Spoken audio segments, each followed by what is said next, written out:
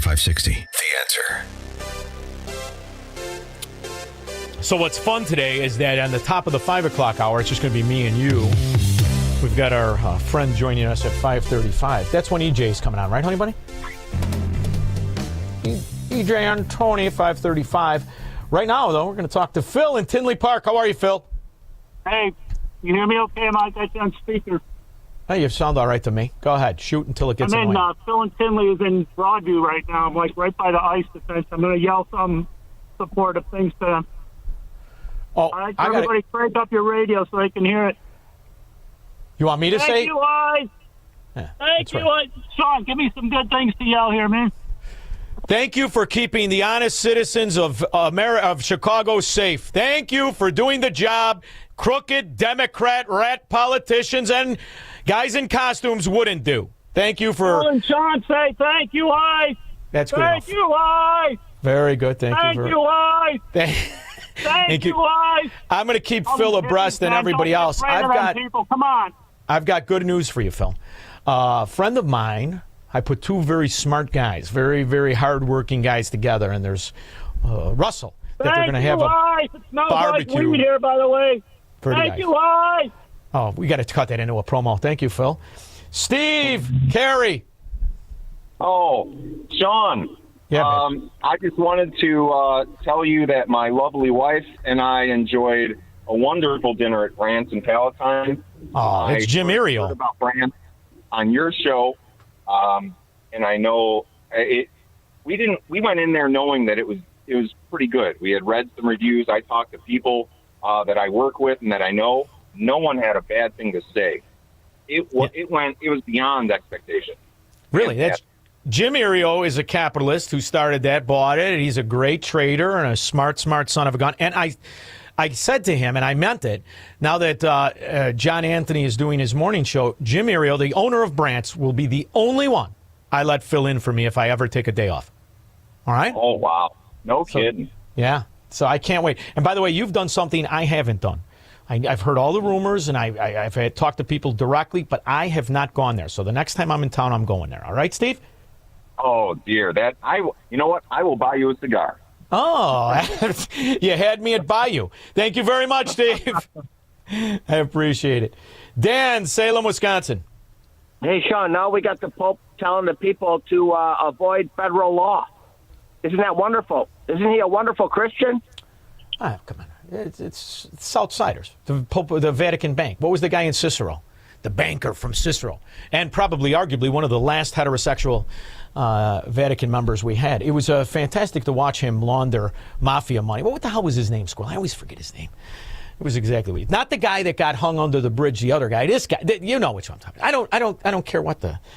What's the rumor? He's supposed to be better than the last guy. Okay, fine. Good for you. It's good. I hope everybody does good and infallible and all of that. Go ahead. Have a good time. Every time I say something, somebody gets mad at me. We get 1,000 emails, but I will stick with.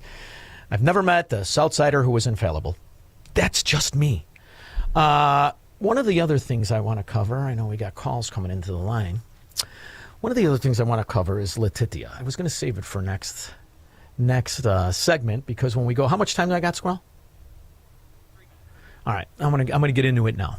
All right, and the reason I'm going to get into it now is because it plays right into the power and the level of corruption. Letitia is a big deal in the New York legal system. She could prosecute and not prosecute anybody she wants to. Here she is right after she secured the so-called victory. You also intend to prosecute him after he is out of office, correct?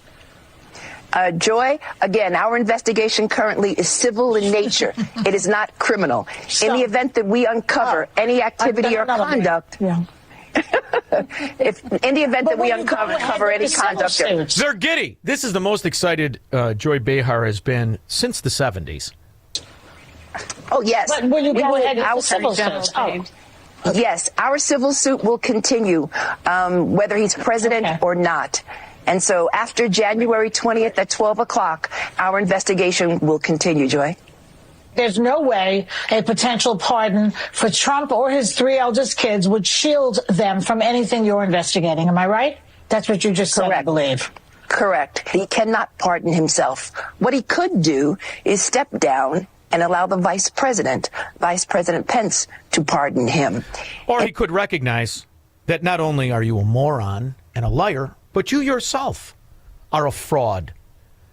And you frauded documents to get mortgages, aside from frauding other documents to get loans. Now, that's very interesting. So to run cover all the scum Democrats, Mark Elias, scum Democrat lawyer. Really, what we By the way, I just found out he's a little younger than me. He looks like he's 90, this fat, bald moron. Living in now is we need to recognize that this is the reality. This is not surreal. Right. This is real. This is not the abnormal. This is the normal. Like, this is the world that we now live in. We live in a world in which the President of the United States is able to get anyone in the country who he wants indicted to be investigated by the FBI. Now, when newscasters are shown the evidence, well, it's mortgage fraud. She said she married her father to get a VA loan. She lied and then took out another lie, 200% the value. So that's mortgage fraud. And here's what the Democrat newscasters have to say. Aside for a second, what Tish James, and again, we're still getting the details, but if it's related to this mortgage issue, I mean, this is something that everyone in America, or many people at least, if you're lucky enough to be able to buy a house in America, you deal with this, right? The federal government doesn't go after all of these people for doing this. Mortgage fraud? Saying you're married to your father? Lying about the number of units? Lying about where you live? Everybody does that? I don't do that. You do that, Squirrel? No, of course not. You know why? You're decent.